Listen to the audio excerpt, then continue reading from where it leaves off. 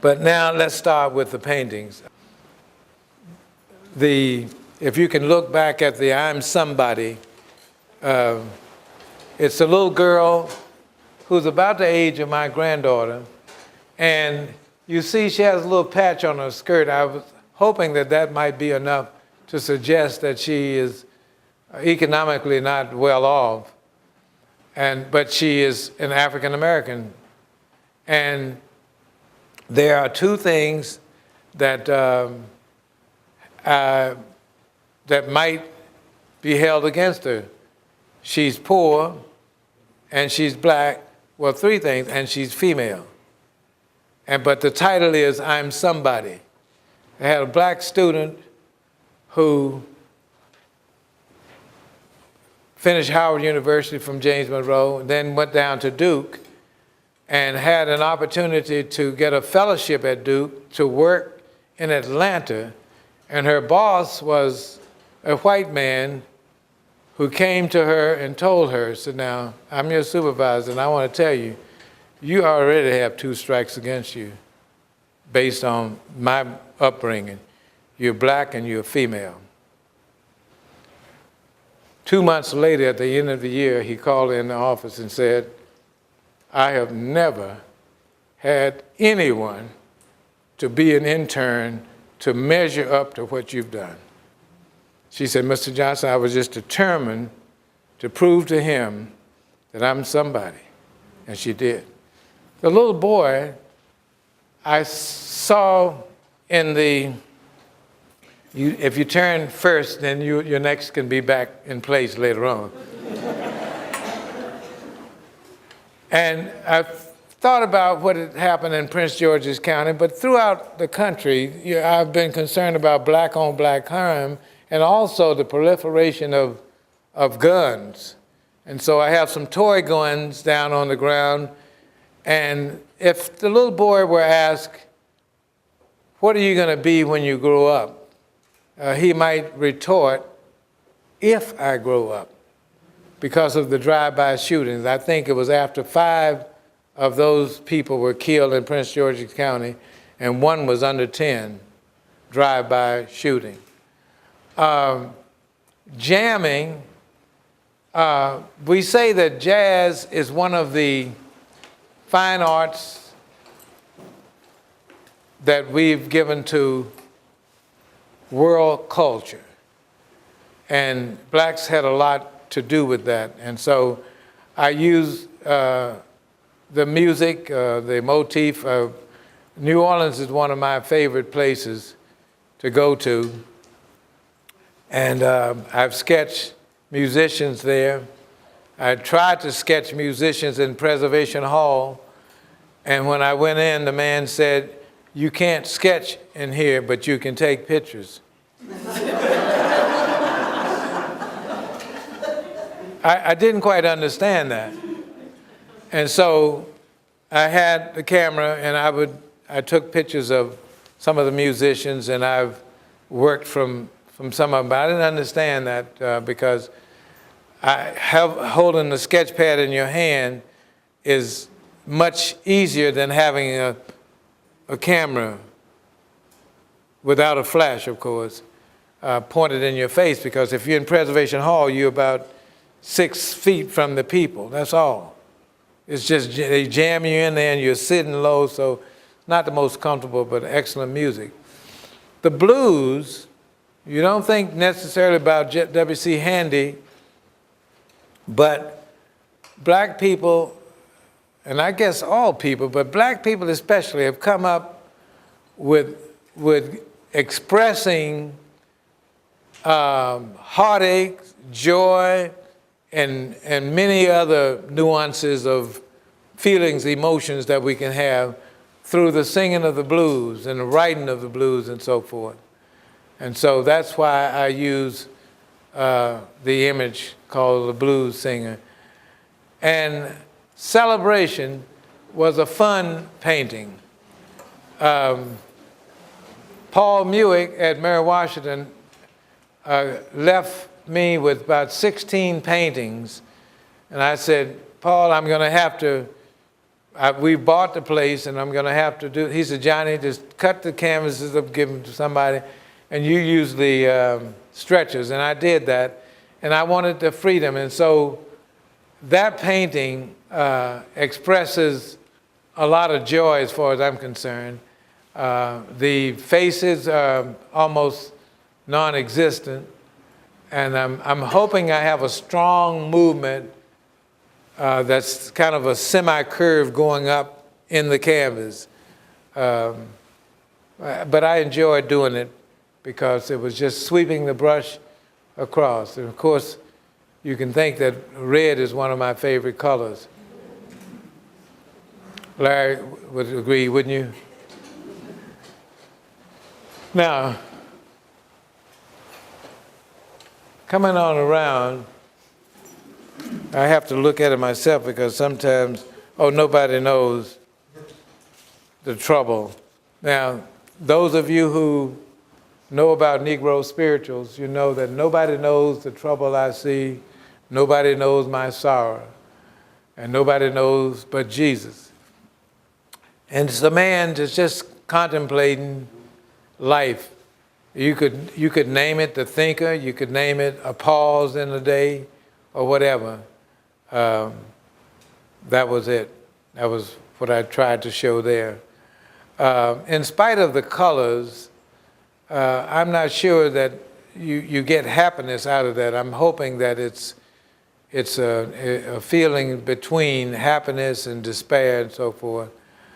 And the next one, the unconditional love, is a favorite subject of mine. I was very close to my mother, and I just feel that she was just tremendous. And so the feeling that when I was a boy, we had a black pharmacist named Dr. Douglas, and Dr. Douglas had a drugstore that had a fountain, and we would go and get malts from him, from Dr. Douglas. And the women, the farmers, would come in to sell tobacco, and many of them used their wagons to bring, we're talking about in the mid to late 40s after the war. And the women would sit in Dr. Douglas's place. I don't know how he managed because most of them weren't buying stuff, but they would take out their breasts and nurse their babies. And it was no big deal. I mean, I was just not sensitive to how beautiful that was. Later on, I began to realize that bond between the mother and the child and that love. I mean, and I don't care how poor you are, if you see a mother interacting with a baby, it is something else. For me, I still love that. And the family, in spite of the fact that there are many single parent families in this country, some unfortunately because the man has left the scene, and sometimes there's a death of the mother, death of the father. But I'm thinking that if possible, having a family, it does so much. And I wanted to show the closeness of the family. Now you notice, and I'm going to tell you a little bit more about the texture later, that most of these paintings have a lot of texture. Now I'll tell you when I show these, once we get through all of these, I'll tell you about that. I can't really explain why I use it, but I just enjoy using a lot of texture. In this one, we're going to have class now. What do you see in this particular painting? Can anybody just say? Do you see any symbol up there, Neil? At first, I just saw a young man pushing ahead, but I also see a wound on the side there now, too. Well, do you see anything else? Scales? There's the scale of justice, and I call it the constant struggle. the constant struggle. It could be blood. I don't know. That, sometimes people see things in the paintings that I didn't intend, but that is one that I started doing years ago. Sometimes the struggle was with nature, but the whole idea was no matter what happens, for everybody, mostly, life is a kind of a struggle. But for African Americans in this country, in spite of the progress that has been made, it is still a struggle. And in this particular painting was one of Paul Muick's gimmies, and I stretched this, and I wanted to paint something on it, and I wanted to paint rising above. And if you don't see the lynching situation here, and the KKK here, and the burning cross that's almost faded out, I put that in, and the title Rising Above, because many of the people in the early part of last century, even after, when I was in my teens, had to rise above the hatred that was there and the constant humiliation in some cases. And here I wanted to express they're not giving high fives, but they're reaching up and they're rising above what is there. And I used a cotton field. My first bicycle, my only bicycle I had, my uncle gave me. I planted an acre of cotton for him by myself. And he gave me a bicycle at Christmas time, and that was the only one that I had throughout high school. He gave his sons bicycles, and he used to compare them with me. He said they've gone through 3 bicycles, and I still had the original one he gave. Now, several people commented on this one because that was in keeping. This was shown at Mary Washington, and the late Sam Emery really loved the little series that I was doing, and he commented on it. But it was shown over there in the department, and education department. And it's called I've Been There and I'm Tired. And this is the situation where an individual has done all of the things, all of the right things that society says you should do. And still, it's not enough.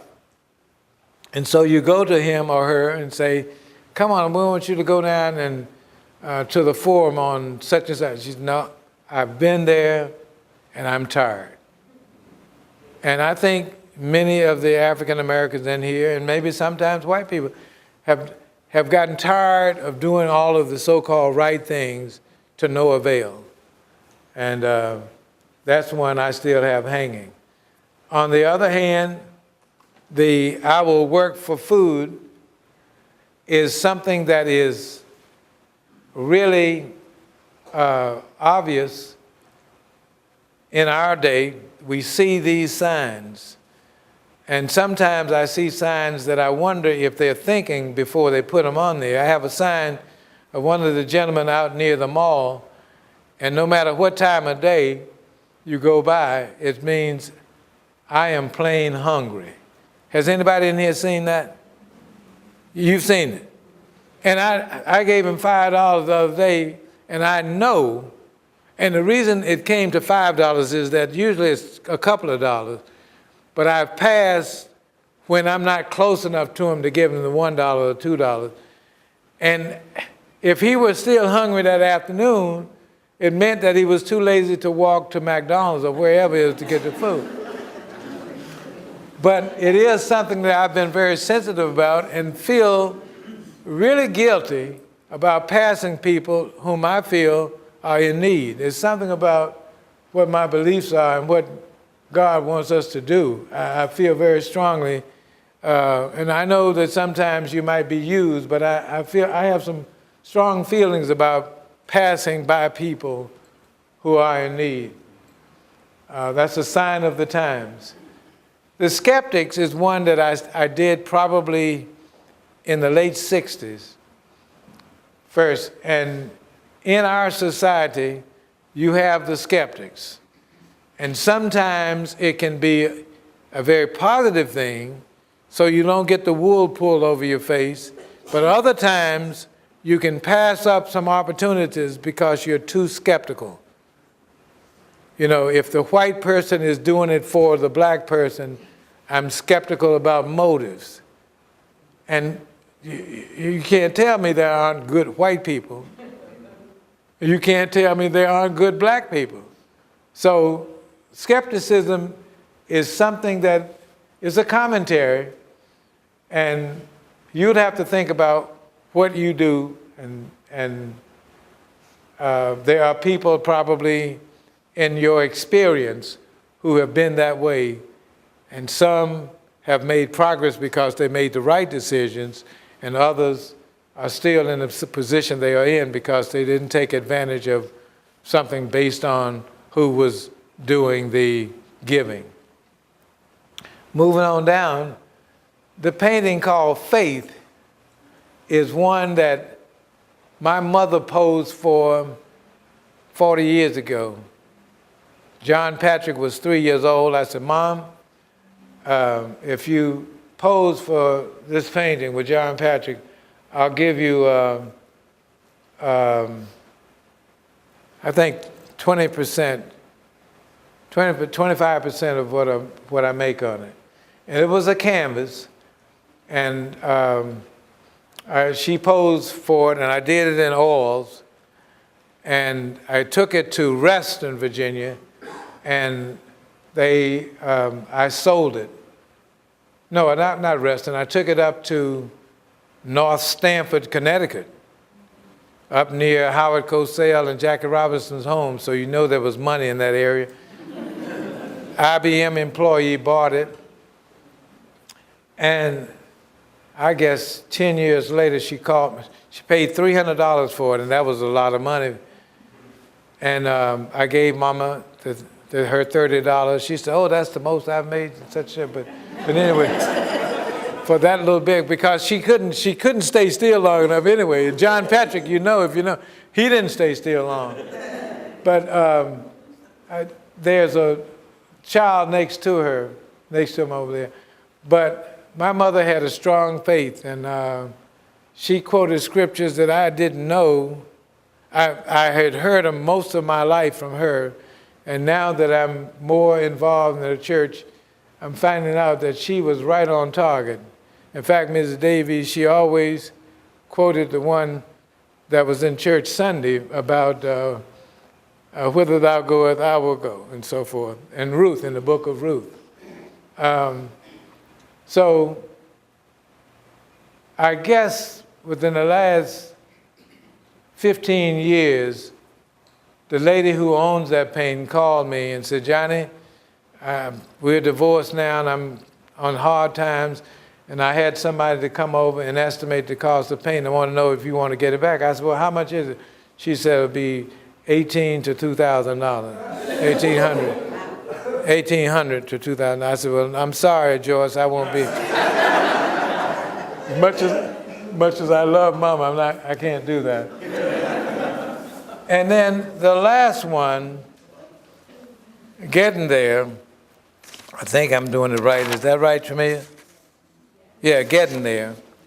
And you see that there are some hands that are raised, and I tried to show that they are from different racial groups and so forth. And I think we're getting there. I think I'm seeing more interaction now. But I want to talk to you.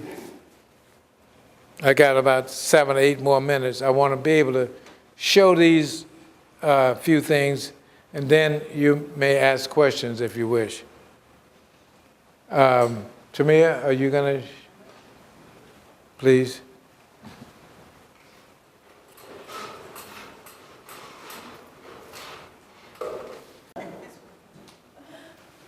Now, Reverend Davies knows that song, "There's a Bright Side Somewhere," and that's the title of the painting that it was a demonstration piece that I'm doing.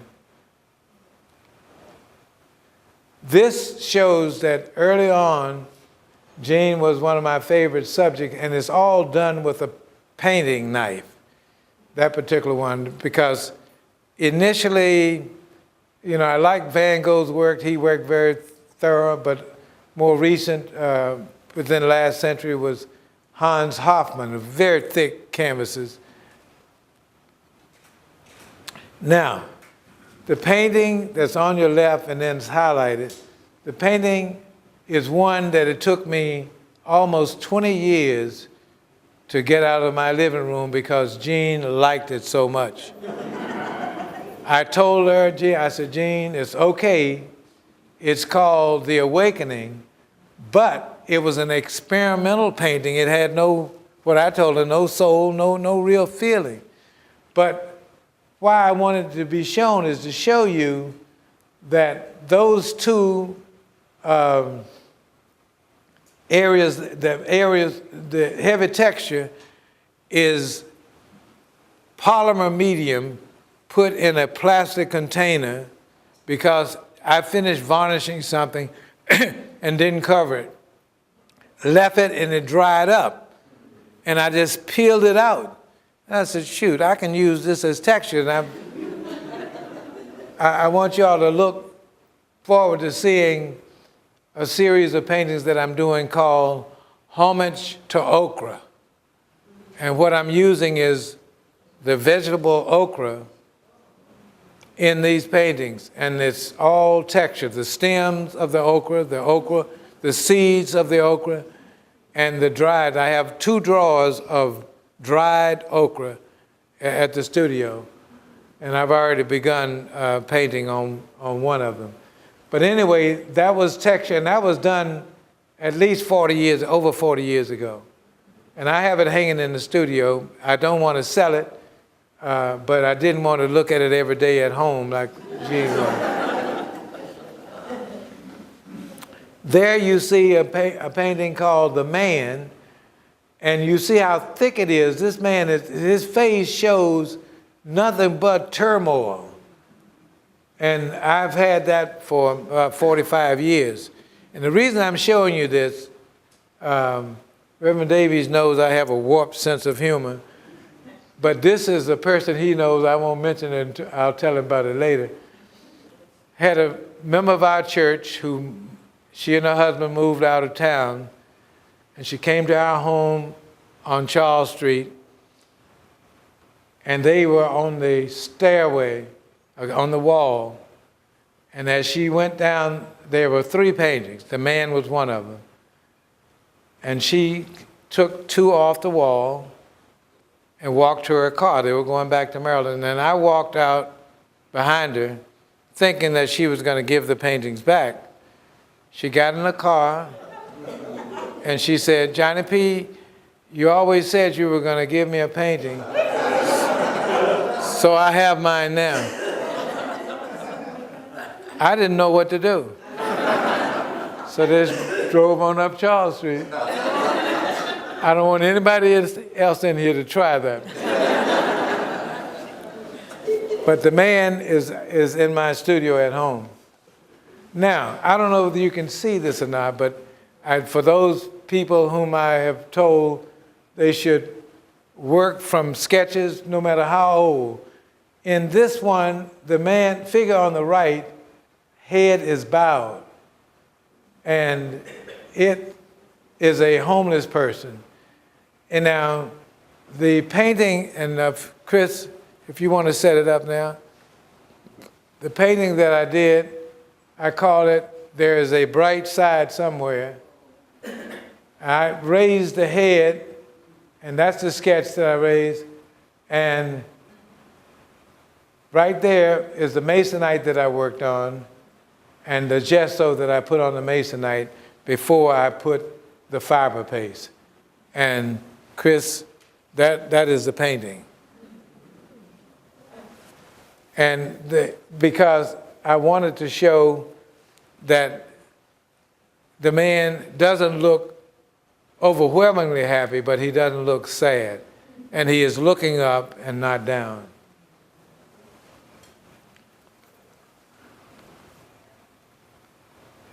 Okay. Now, I don't know that I've missed what I wanted to say. It's not a typical lecture, and I try not to ramble too much. And I'm now open for questions. I think I've given Gene plugs.